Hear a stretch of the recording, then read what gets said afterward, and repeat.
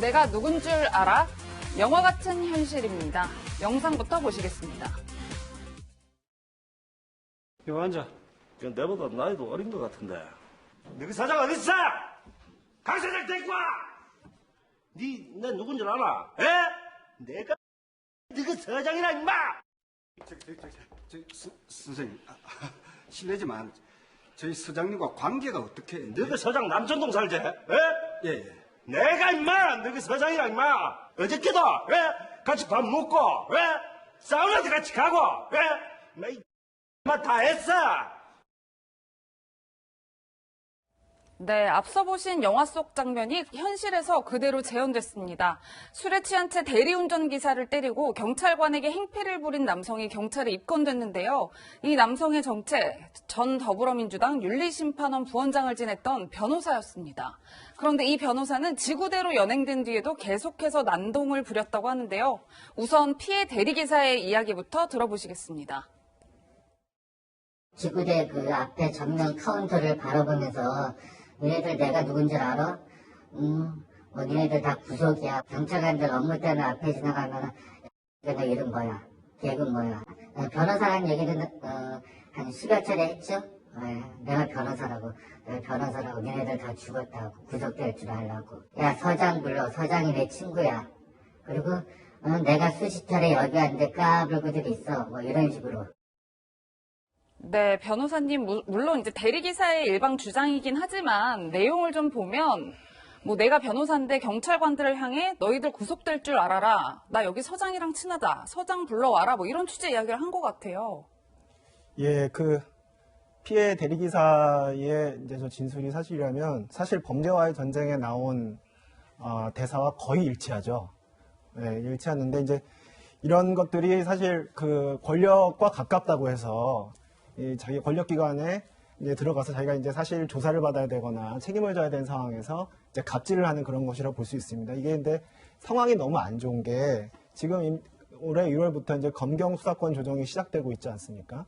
그리고 지금 여당 일부에서는 중수청 그러니까 지금 검찰이 가지고 있는 나머지 수사권까지 다 박탈해서 넘겨야 된다는 지금 논의가 한창이어서 경찰의 신뢰 그러니까 그 어느 때보다도 중요한 상황에서 이런 내가 서장이 내 친구다라는 식의 발언이 굉장히 찬물을 끼얹는 것 같습니다. 네.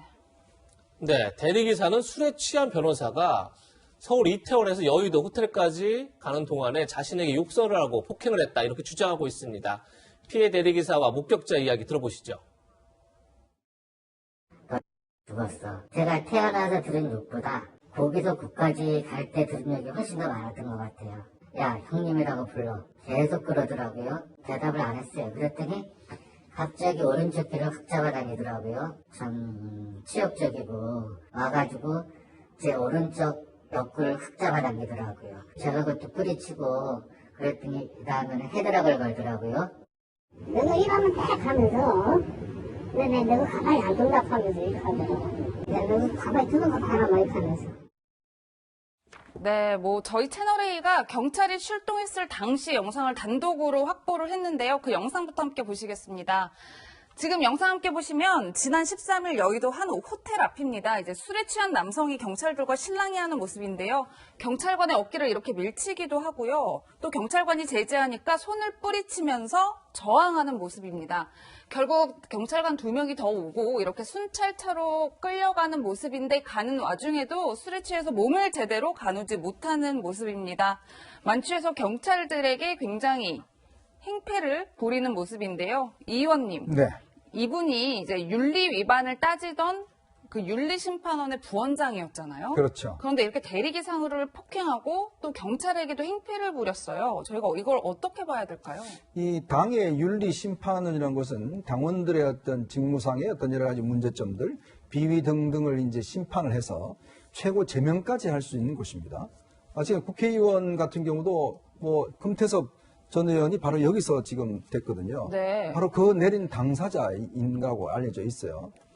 자, 근데 이게 일반 사회로 이야기를 하면 지금 뭐 법원격에 해당되겠죠? 최종적으로 판단하는 곳인데 거기에 참여했던 분이 이제 변호사가 저런 행동을 한 것인데 네. 아무리 몸 취했다 하더라도 저런 행동이 나오는 것은 평소에 어떤 이 권력에 대한 어떤 의식들 이런 게 상당히 있다라고 좀 추정이 갑니다. 왜냐하면 일반인들이 저렇게 아무리 술이 취하더라도 서장하고 뭐 친구다 이렇게 하기는 힘들거든요.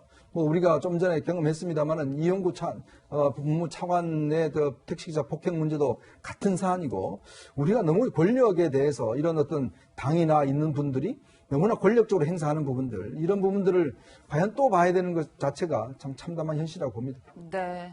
네, 이 변호사가 민주당 윤리심판원 부원장 출신이다 보니까 더 논란이 되는 것 같은데 해당 변호사는 사건 발생 이후에 대리기사에게 사과하기 위해 연락을 해왔다 이렇게 지금 알려지고 있습니다. 그런데 술에 취해 기억이 나지 않는다 이런 말 했다는 거고요.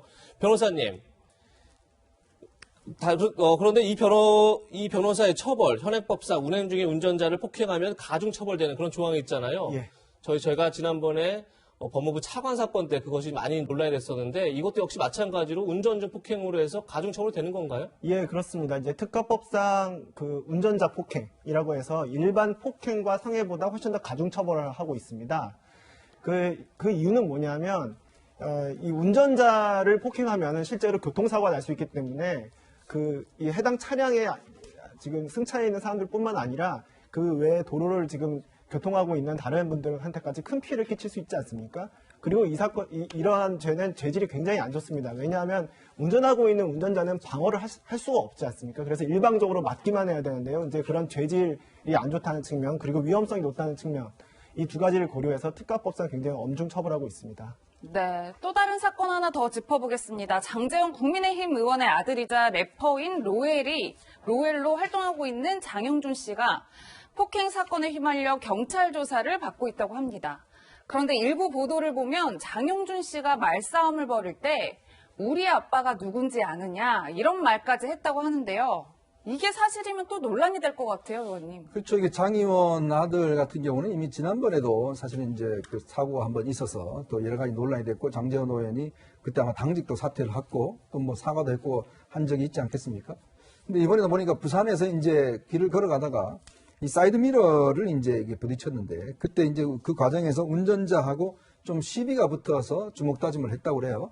근데 지금 아직 뭐 경찰에서 누가 먼저 시비를 걸었는지 현재는 조사 중이고 뭐 그 말도 사실은 아직까지 했는지 조사 중이기 때문에 뭐 하지만 글쎄요 이것 또한 어떤 면에서 보면 우리가 좀 전에 이야기했던 그런 거 마찬가지로 참 어떤 면에서 권력이 있고 뒷배경이 있고 이런 사람들이 공권력이나 또 상대방을 대할 때 너무나 어떤